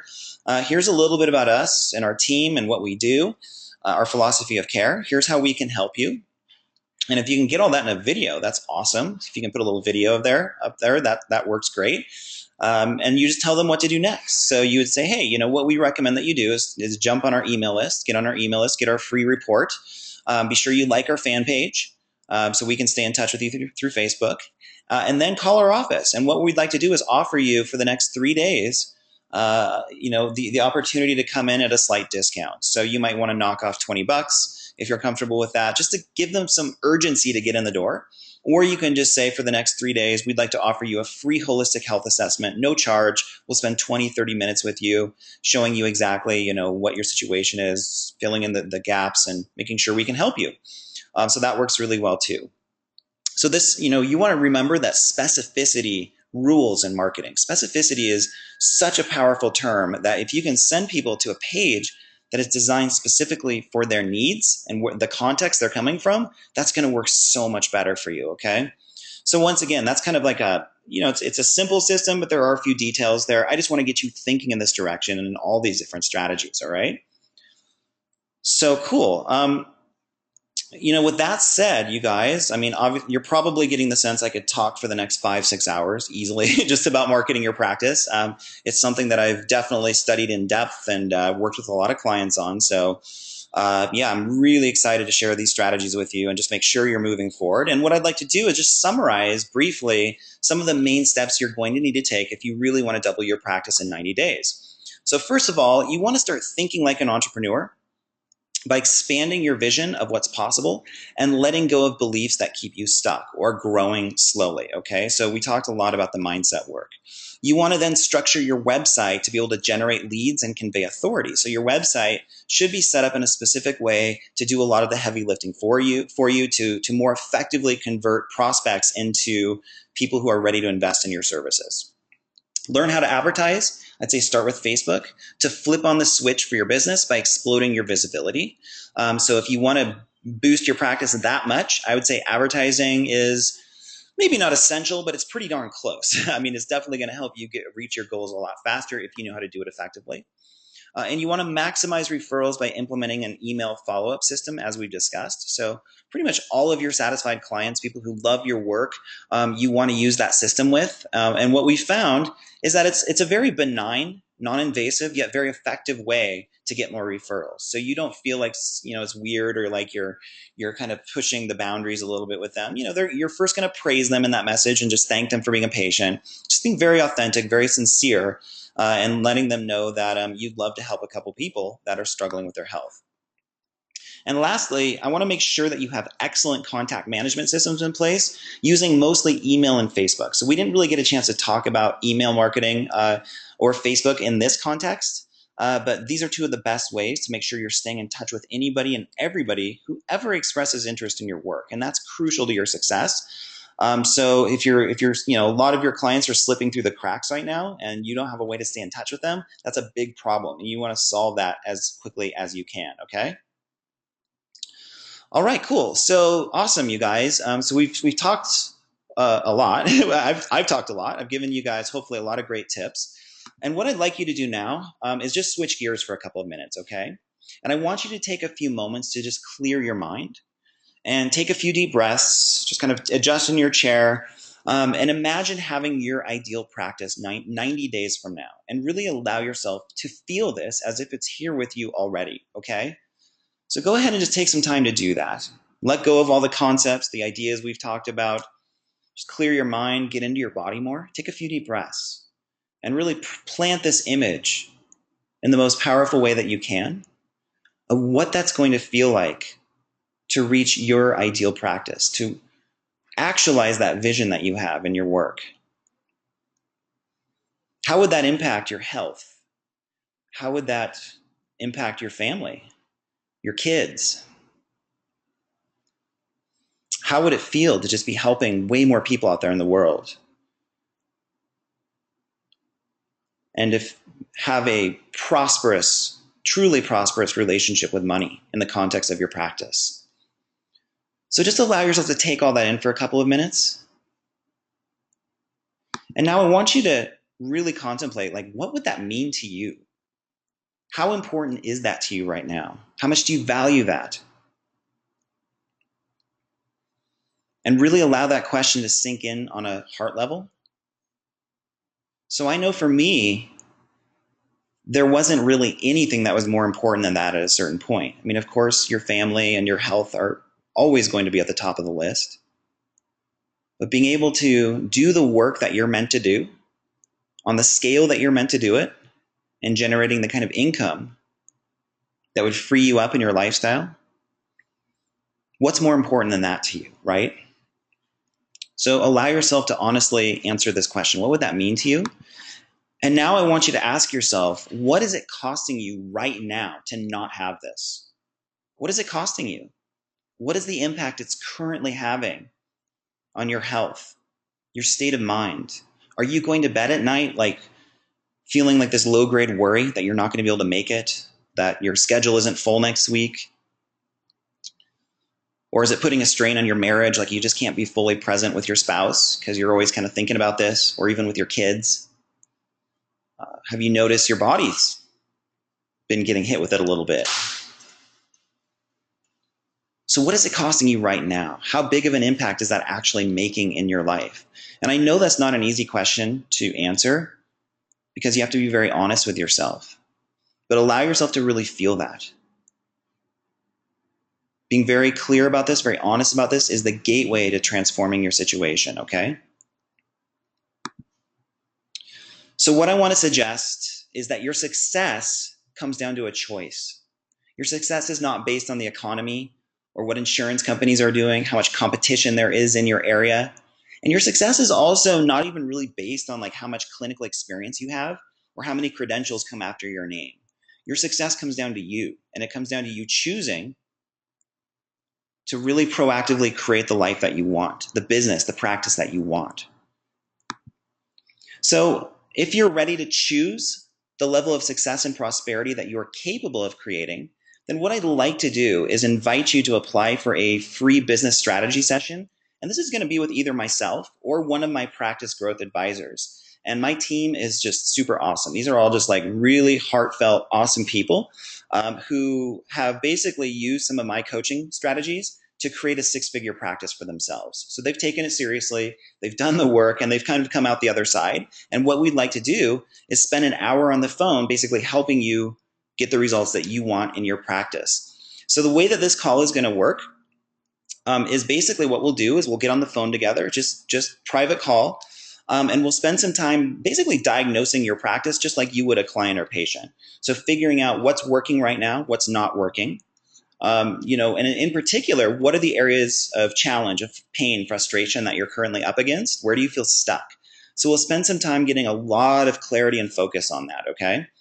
And then we'll, just like I had you do in this short exercise here, you and I will paint a picture of what your ideal practice looks like. I want to get very clear on that vision. Like how many patients, how much money, what's your schedule like? What's your, how much free time do you have? And what does all this mean to you? So we'll spend some time on that. And then we'll come up with a plan together about how to get from where you are now to where you really want to be in your practice. All right. So we'll put some of these ideas into motion just briefly. So this is not like a pure coaching call in the sense of like going into depth on strategy because we don't have too much time to do that. That's more time intensive. But what we can do is get tremendous clarity and focus on where you're at right now, what's really blocking you from where you really want to be, what your ideal situation really looks like, and then how to get from where you are to where you want to be, okay? So I'd love the chance to work with you on this call or have one of my practice advisors work with you. And these calls have just, people have been raving about them. They've been received so well. And this is, keep in mind, this is not like a sales call or anything like this. So we're not going to like sell you on anything. That's not my style whatsoever. What we will do at the end of this call, one of two things will happen. So if it's really obvious there's a connection there and we can help you out, we know we're a really good fit for you and where you're at, then we can discuss in some detail what it's like to work with me in one of my coaching programs, and we'll cover that for a few minutes, which is great. Some people get there and some don't.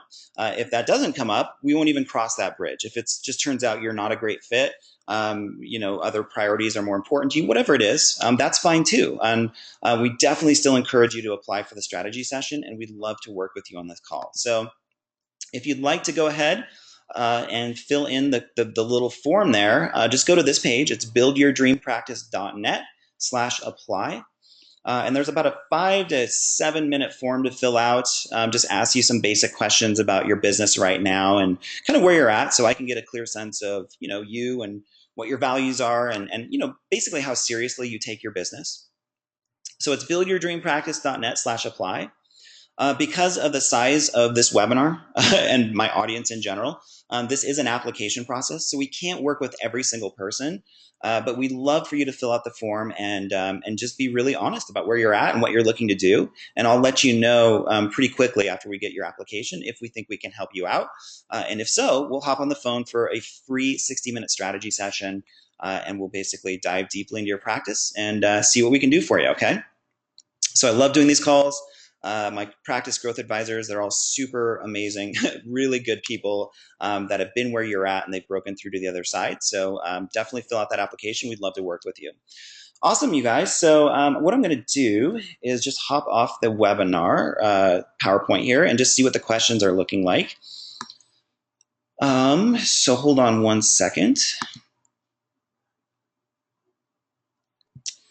Cool. I see a lot of questions popping up, so just one sec. Just getting a lot of comments here saying, hey, this has been really helpful. Great information. Thanks. Awesome, you guys. I really appreciate you guys taking the time to share a little comment about that. That's awesome. Tam is saying, I thought advertising and marketing were different animals. Yeah, they are and they're not. I mean, advertising is basically a form of marketing. It's a marketing strategy to advertise your business. But marketing is a much more broad concept than just advertising, Tam, if that makes sense. Ute says, I'm just starting my private practice, so this is helpful for starting my budget. Glad it's helpful, Ute. That's awesome. Erica is asking, do I recommend boosting ads on Facebook? And what content or how to sculpt an adequate ad? We don't have time on this webinar, Erica, to go into like the details of how to sculpt an ad, because it takes me honestly quite some time to go through the logistics of that. But in general, I don't recommend boosting ads. I don't think that's a good idea, mainly because it's just not targeted enough. And it's just not going to give you as good of an ROI as if you log into your ad manager and do things manually, okay? Ute is asking, is there a formula to create a successful Facebook ad? There absolutely is. And once again, we don't have time to go into that. But the main thing I want you to be aware of is the psychological context of people on Facebook. They are not there to buy. They're not there to like see an ad and click on it and say, oh, here's my credit card. Where do I sign up? People are there to connect. They're there to engage. They're there to be entertained and to have fun. And to get some value, right? So we want our ads to be structured in that way. So they're not really like salesy or like overly promotional. They're just more about connecting with people and building relationships. But that's a big subject, Ute, and it's something that I coach on a lot. If you want to fill out that application form, we can talk about that perhaps in some depth. Awesome. Kanya says, excellent. Thank you very much. Pleasure to have you here, Kanya. Shara is asking me, just one sec, Shara, I'm going to grab a quick sip of water. How do I feel about being in network for insurance? Any cons? Yeah, it's a big subject. And it's, you're going to hear a lot of pros and cons on each side with that. I really believe that the ideal is to have a cash-based practice. And that's going to be solely based on how good at marketing you are, how good you are at kind of flipping that switch of getting exposure for your business. A lot of people get into insurance networks because their marketing skill is deficient and they basically convince themselves that they have to in order to sustain what they do. And that oftentimes leads to a certain lack of fulfillment and burnout because you don't really there's no real intentionality behind who you're attracting from insurance companies. So you'll get just this random kind of hodgepodge of people that want to work with you. And that's, that can be fine. If that's what you want, that's no problem. If you just want to get people in the door, then yeah, insurance can work for that. I think the ideal though, for a lot of us, is to really have more intention behind who we work with, position ourselves as more of an authority who can help a specific kind of person, and to really learn the marketing so we can attract those people more easily, okay? And there's a lot more I could say about that, but that gives you a general answer. Ute is asking, what is an email follow-up system? What would that look like? So let me see here. I'm going to type in Ute into the little chat field here. You should see a little link there pop up for Aweber. That's the email marketing system that I generally recommend. So you can integrate that into your website. And then when people opt into your website, Aweber captures that contact information and allows you to follow up with that person by sending them like email broadcasts, setting up what are called autoresponder messages, which are automated follow-up email messages. That's all good. It's all what we want to see happen. Hold on one sec. I'm just reading a couple more questions. Do you have an offer? Amy is asking, do you have an offer? Do you offer an approach for someone who moves states and is about to start a new practice after having had a 9+ year practice before? Yeah, Amy. I mean, we can pretty much help any practitioner in just about any situation, from what I've discovered. So if the content here that I've shared resonates with you, what I would invite you to do is fill out that application, buildyourdreampractice.net/apply. We can chat about your situation and what we can do to help you out. All right. And how to find a good web designer/host. Go talk to Rachel. She's the best that I found. So dreampracticewebsites.com/contact. Do a consult with Rachel. That's what I'd recommend. Okay.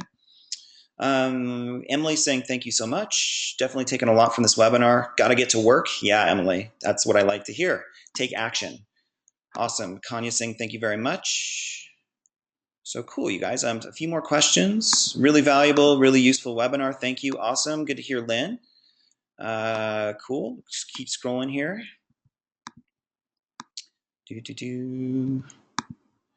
Shantae, I hope I'm not totally butchering your name. Thank you so much for this webinar. I will start transforming my thinking today. That's what I like to hear. Kyla, this has been really great, Kevin. Feeling really positive about what I can do to grow my business, my practice. Thank you. Great to have you, Kyla. Glad you were able to join us. Corrine, this is a really good question. Do you believe in the saturation of the market in terms of too many holistic health practitioners? I.e., is it possible that you can't make it because there's too many people in your area? That's a great question. My general answer to that is no. I don't believe in that really at all. Probably got that impression from the webinar today. The reason I say that, Corrine, is number one, I built a really successful private practice in probably the most competitive place in the country, if not one of the most in the world, in Boulder, Colorado, where I think there are more holistic practitioners than medical doctors even.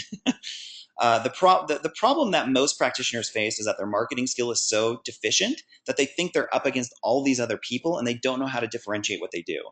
So if you know how to differentiate your services, you have a really clear, unique selling proposition, you know who your ideal client or patient is, and you know how to drive traffic to your website and get exposure, that's really all that matters. If you don't have that skill set developed, then it doesn't matter what the competition is. You're still going to struggle most likely, and it's still going to be a pain in the butt to get to where you want to be. There are only a few practitioners really in any given market who take the marketing really seriously and who think like business owners and like entrepreneurs in this way. They're generally the ones who are going to come out ahead in any market. Okay. So if you take it seriously, if you invest in your marketing education, just like you have your clinical education, I'm not all that convinced about competition. I think it's actually kind of a limiting belief, kind of an excuse we often make to sell ourselves short and to not take full accountability for everything we can do to build our practice in the way that we want. Corrine, let me know if that's a great question, by the way. Let me know if you have any follow-up to that. I'm happy to help. Julie, love it. Thank you. You are totally in line with my philosophy to life. I'm a chiropractor. I'm filling out the app for this call as I type. That's awesome. Glad to work with you, Julie. Do you also work with psychotherapists? I know someone new to biz you may also be able to help. Yep, we probably have about 30 psychotherapists on this particular webinar right now. So yeah, we work with the whole gamut of therapists, chiropractors, acupuncturists, naturopaths. We've even broadened our scope quite a bit to just service-based entrepreneurs, people that are just trying to make a difference, help the world. So yeah, we can help them out. Caroline is asking, how many posts per day should you typically make without annoying your friends and family on Facebook?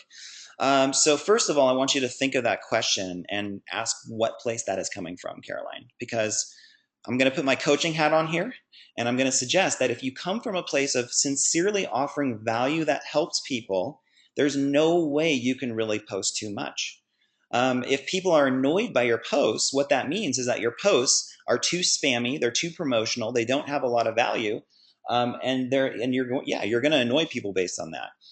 So in terms of how much to post, what I generally recommend is about 4 times per day to start, and spread them out evenly through the day. But it's really a personal decision. Most of us underpost on Facebook, definitely. I know some very successful people on Facebook that have huge followings that post 12 times a day. And their audience absolutely loves it, and they have super engagement, and they're just great at what they do. So it varies. It really does. You got to kind of find a personal flow to that works for you.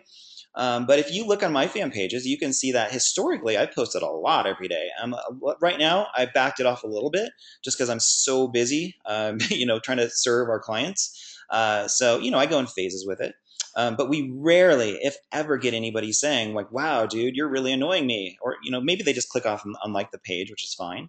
But remember that if you share awesome content with people that builds goodwill and is sincerely intended to help them, what you're going to do is more magnetically attract the people that are a great fit for what you offer. And you're going to maybe filter out the people that aren't such a good fit. They'll just unlike your page. And that's great. That's what you want anyway. You don't want to get in front of everybody. You want to get in front of people that are potentially going to be a great fit to work with you. Okay. Caroline, let me know if that makes sense. I don't mean to be too blunt, but I wanted to make sure that I answered your question honestly. Odette says, excellent info. Thanks for sharing it. All the best from London. Odette, thanks for joining us from London. Awesome to have you here. Jasmine is asking, can you briefly explain the ebook process again or who to contact? Jasmine, I'm going to pop a link into the chat field here for you to check that out, and that'll give you the information you need. We have those ebooks in place for acupuncturists, naturopaths, and chiropractors right now. So that's market demand has justified creating them for those three segments. So if you're not one of those kinds of modalities, we can't help you yet, but we might be able to do that down the road. We're still kind of feeling out psychotherapists, massage therapists to see if it's a good fit, okay? But you can check out that link and it should help you out. John says, thank you, very informative. Awesome, John, great to have you here. Ute is asking, I have a friend who missed this webinar. Will you be repeating it anytime soon? Yeah, Ute, actually, if you go to the same registration page, you'll see I'm actually offering this exact same webinar on Thursday, so 2 days from now. I'm offering it again, lo and behold. So you can bring anybody you guys like to that webinar who you think could benefit. That's awesome.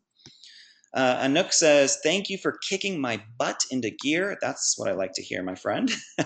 We all need it from time to time, that's for sure. Regina, thanks. Great to have someone with an acupuncturist as a focus. My pleasure, Regina. Kanya, are there any homeopaths among your clients? Absolutely. We've worked with a lot of homeopaths. We actually target them on Facebook now to some extent because it's really the same principles that apply across all of these different professions. So yeah, we've worked with quite a few homeopaths for sure. Awesome, Amy. Glad you're filling out the application and contacting Rachel. That's great to hear. Look forward to connecting with you soon. Yeah, Heather's asking. Heather, you and I could definitely have a long chat about this question.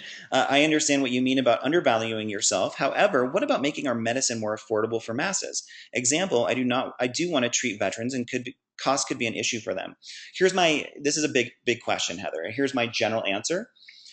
90% of what you do, you want to command full fee for service because you need to put yourself in a prosperous position to help more people to make the impact that you're meant to make in this world.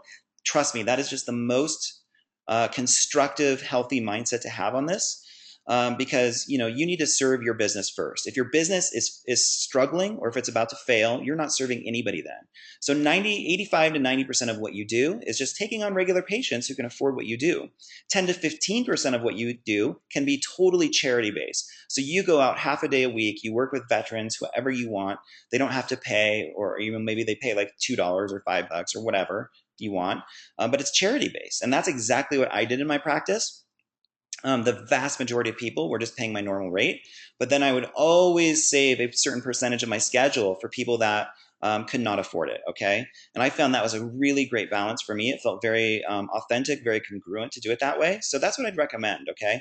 What a lot of us tend to do is undervalue our services to the point where we put out this energy of compromise and lack, and we start to attract people based on that who can't afford what we have to offer. And then our business starts to really feel unstable, and it's just not making the kind of cash flow that we need to sustain what we do, to let alone prosper, okay? That's my Cliff Note answer. Odette, do you think testimonials are useful in the homepage of your website? Absolutely, I do, for sure, as many as you can. Corrine is just kind of piggybacking on the competition issue. Thanks, that's been my feeling, but it's a fear instilled by school, I think, and the inherent competition that arises between classmates and colleagues after graduation, and this competition seems like it just serves to bring everybody down. Yeah, Karine, I think you stated it very well there. That's the mentality that I'm trying to change and transform in our professions, because I think it's doing students a huge disservice if they graduate from school, which I did, feeling disempowered and like fearful of this process of building a business. This should be a really exciting time. You should be like really passionate about it and feeling awesome about the opportunity in front of you, not like, oh my gosh, there are so many people doing what I do, or I'll never make it. I mean, that's a really just disempowering, deflating way to start a business, right? It's not a good foundation to start on. So I think schools are doing a big disservice by having that kind of energy pervade the schools. It's very, very common. It certainly was the case in my training. We actually had a lady, believe it or not, in my training. we had a we had a lady. I don't think they could find anybody to teach the marketing and practice management class. So we had a lady who owned a home magnet business, which I have nothing against, teaching our class of graduating students how to go out there and start a private practice. So she knew nothing about the subject. She knew nothing about our profession. It's just they got who they could find, and that was, we were all just like, what is up with this? So yeah, I understand where you're coming from there, but what I suggest, Karine, keep your focus on being very solution oriented, on really differentiating what makes you unique in your community, on really clarifying who your ideal patient is. Set up your website in the way that I recommended, and then focus on driving as much traffic to that site as you can and being really good at the marketing piece. You won't have a problem. It doesn't matter where you live, because very few people do that and really understand that, okay? Kathleen is asking if I've read Neville Goddard's The Power of Awareness, and if so, found it helpful. I just started reading it and find your comments are similar. Yeah, Kathleen, I haven't read that particular book. I've studied some of Neville Goddard's work. I've read tons of books on like the law of attraction and The Secret and stuff like that. Some of it I love and I totally resonate with. Some of it I'm a bit either ambivalent or a little bit hesitant about, honestly. And there are many reasons why I say that, which I won't get into much here. But yeah, I think it's extremely important to work with your mind and understand the kind of electromagnetic frequency that you're emanating to your environment. But to do that with really good marketing systems, to take action and to make those really congruent, the mindset and the action, okay? Cool. Rachel's asking, can I repeat that 3 to 4 per day? Fan page posts? Yeah, I would start with that, Rachel. 3 to 4 fan page posts per day. Spread them out evenly through the day, okay? Shara is asking, is it okay to post information from other websites if you cite them, or should you be creating your own memes on your page? You can definitely post information from other sites as long as you cite them. That's totally fine. I do that all the time. Most of what you should be posting on your page is coming from you. Like, if you can definitely use other people's quotes, that's fine. But most of your content, I think, should be self-generated. It should be coming from your own business, because that's ultimately what positions you as the authority, okay? Let me just scroll down. Gosh, the questions are firing away here. Jasmine, Kevin, you're awesome. Thank you so much. Jasmine, you're awesome. Thank you so much. Debbie, regarding websites, is it a seamless process to convert from an established site to one you help create? Yeah, if you're working with the right web designer, it's pretty seamless. That's a big if. Rachel's really good at this. We build all of our sites in WordPress. That's the platform we really, really like, is setting it up more or less as a blogging platform, because that gives you full control over the site. Once it's built, you can log in, create your own content. Sometimes you can change some of the structure of the site if if you have some basic skill with that. But what's great about WordPress is you don't have to rely on a web designer ongoing to add stuff to the site, which is really nice. So yeah, you can do a consult with Rachel, dreampracticewebsites.com/contact, and fire away with any questions you have. Caroline, seriously, this has been so useful as a new grad. I appreciate docs like you. Awesome, Caroline. I just want to make sure you get the right support as you're embarking on this journey. Definitely, I'm glad you made it. It's never random that you make it to something like this, so it's awesome. Chris is asking, so for the techie impaired, create a website first, then the Facebook ad points them to your website. Yeah, first get your website set up the right way so you have the right foundation there. And then you can run Facebook ads. There are many ways to set up Facebook ads, okay? We didn't get into that today. You can run them directly to your website. You can send people to blog posts. You can send them to just your fan page to like your page. So there are different strategies we use on Facebook for your ads. It just depends on what we're trying to do and what's the cheapest, what's costing you the least to get the best result, okay? Debbie, thank you for joining us. Really appreciate it. Linda's asking, did I record this and will there be a link for the replay? Yeah, the 48-hour replay coming to you guys. So yes, it is being recorded. Yovelis, thank you. Nice of you helping people on their way to business. Awesome. Great to have you here, Yovelis. Awesome. Thanks for joining us. Heather, that was perfect. Very simple, easy thing to implement. So good to hear that. I'm just going to keep rolling with the comments here, make sure we covered everybody. Amy, thank you for your time. It's going to be exciting, becoming more empowered here. That's the goal, man. Start with empowerment, get the right marketing in place.